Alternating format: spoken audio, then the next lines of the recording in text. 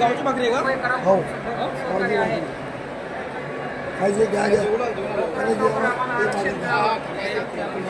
पुणे आणले गावावरून? पुढे रुंदी काम घ्या पुढे बी द्या भाकरी भेटला पुढे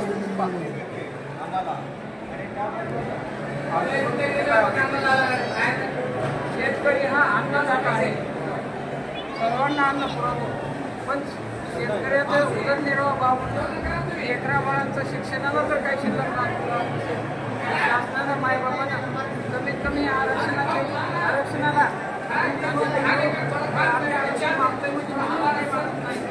जे निजामाच्या काळामध्ये जे आरक्षण होतं, जी नोंदी होत्या त्या नोंदीनुसार आम्ही आरक्षण मागतो. आम्ही आधारची किंवा वर्षावरील काहीही मागत नाही. आमचे आदेश आहे, आम्हाला आरक्षण झालं पाहिजे, आम्हाला कुणाचं नको आहे, आम्हाला काही पडणार नाही. आमच्या मनोज दादाची मागणी आहे. मनोज दादा जीवाचं रान करत आहेत, रक्ताचं पाणी करत आहेत. बघा आतापर्यंत एका माणसानं हाक दिली आणि आमचा सर्व मराठी बांधव 5-6 लाख त्याच्या इतक्या सभा बघा, काही बनवा बनवी नाही, हे सगळं नॅचरल आहे. तरी पण हे लोक राजकारण करतात आणि म्हणतात की यांना राजकारणामध्ये घुसायचे म्हणून मी मराठी नाटक करत आहे. नाटक वगैरे काही नाही, तुमचं राजकारण तिकडे जळून आमच्या पोटाला आमच्या लेकरा बाळाचं कल्याण व्हावं काही नाही, पण आरक्षण पाहिजे.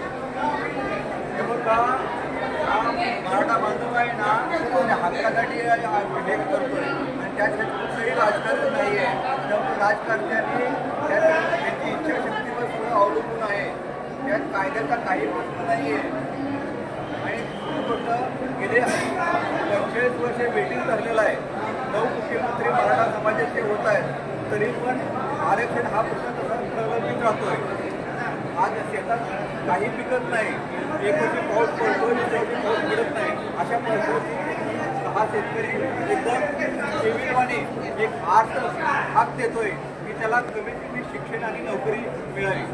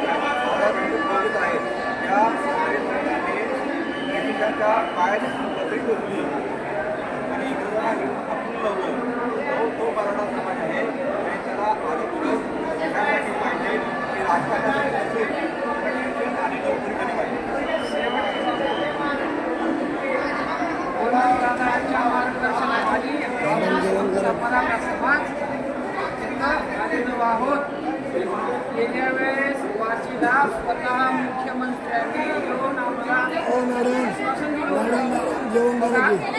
दिलं. गोष्ट असते, एखाद्या गावचा सरपंच मध्यस्थीकडे आल्यानंतर त्याचं ऐकलं जातं, विश्वास टाकला जातो. समाजानं एका मुख्यमंत्र्यावर विश्वास टाकला आणि इतका मोठा आलेला समाज वाशीपासून परत गेलाय. तो झालेला धोका लक्षात घेऊन आत्ता जी मराठी समाज आलाय, लक्षात ठेवा, आत्ता जी मराठी समाज आलाय वापस जाण्यासाठी आलेला नाही. तुम्ही जोपर्यंत आरक्षण देणार नाहीत तोपर्यंत आम्ही मुंबई सोडणार नाहीत, म्हणजे नाही. सरकारने मराठा समाजाला पहिल्या दिवशी जेवणासाठी हॉटेल बंद केली. आज मराठा समाज आज पोलीस दलाला दिसून येतोय. एवढं मराठा समाज त्याचे मोठे पण दिसून येते. मराठा समाज आम्ही कधीच कुणाचा जातीवाद केलेला नाही. आम्हाला सगळे सामावून घ्यायचे. आम्ही कुणाचाही द्वेष करत नाही. फक्त हे राजकारणी लोक एकमेकांमध्ये लावून घेऊन या बघत आहेत आणि आमचे हाल बघत आहेत. मुंबईमध्ये लोक मोटरसायकलवर बैलगाडीवर बघा कसे कसे आले. तुम्ही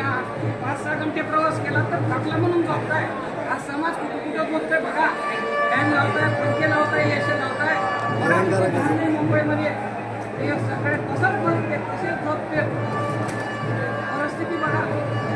नाटक नाही मराठी समाजाचं सत्यता आहे, वस्तुस्थिती आहे.